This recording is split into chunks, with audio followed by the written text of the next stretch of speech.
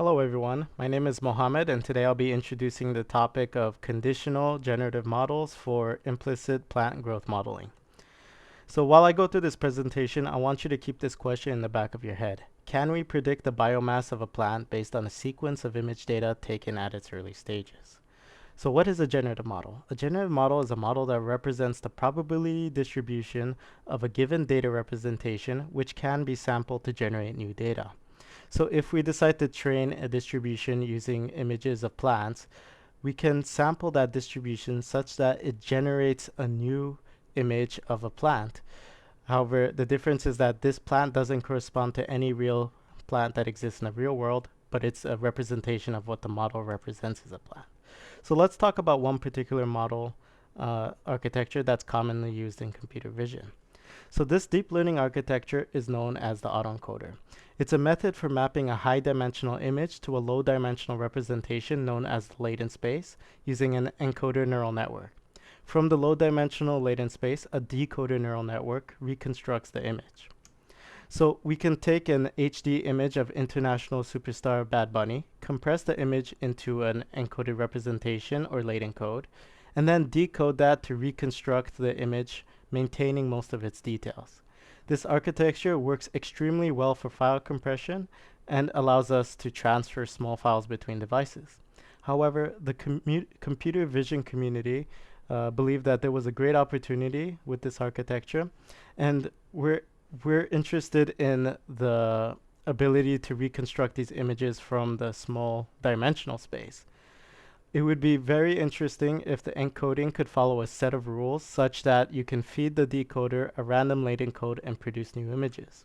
So they took a generative model approach to this architecture called the variational autoencoder, where we implicitly model the probability distribution of a latent space given training data, and then we can sample from that distribution a random code, which is decoded into a new image. So here we're training a distribution with images of faces, and when we sample this distribution, we can decode the latent code to generate a new image of a face. And again, this face does not actually correspond to a real face in the real world. So if we explore deeper, there are some really interesting attributes of the outputs of this model. When we move around the distribution of the latent space, we can observe different attributes start to appear based on the direction that we move. So here we can see that the same faces, but we start to see attributes such as glasses appear, changing of hair colors, and facial expressions. So the computer vision community decided to explore this further and ask the question, how can we disentangle these attributes and even control it so that we can produce images with the desired representations? So now we have what is called the conditional variational autoencoder, where the distribution of the that we train is now conditioned on the attributes we would like to see. So what does this look like? Well, we train using the same data set of faces, but now we condition the distribution on attributes.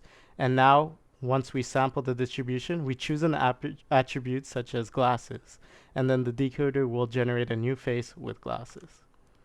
So you might be asking, what does this have to do with modeling plant growth? Well, we can create a conditional variational autoencoder architecture where we want to know the latter stages of plant growth conditioned on the earlier stages of the plant growth. So once we sample this distribution, we feed the network a sequence of images in the plant's early stages to predict what it would look like in the latter stages. So I'll leave you with this example of a sample that was generated using this network architecture. The network produced an image of a plant in the latter stages given a sequence of images of the plant during its early stages. The image that was generated is shown on the right side, and we can compare it to the true images of the plant, which is shown on the left side. We can see from this output that the generated images is quite a realistic hypothesis of what the plant may look like. However, there are some distinct differences that we can observe, such as the number of leaves. So I'll leave you with that. My research is to further explore this concept to capture external conditions that affect the plant's growth. And if you're interested in discussing this topic further, don't hesitate to reach out to me. And thank you very much for listening to this presentation.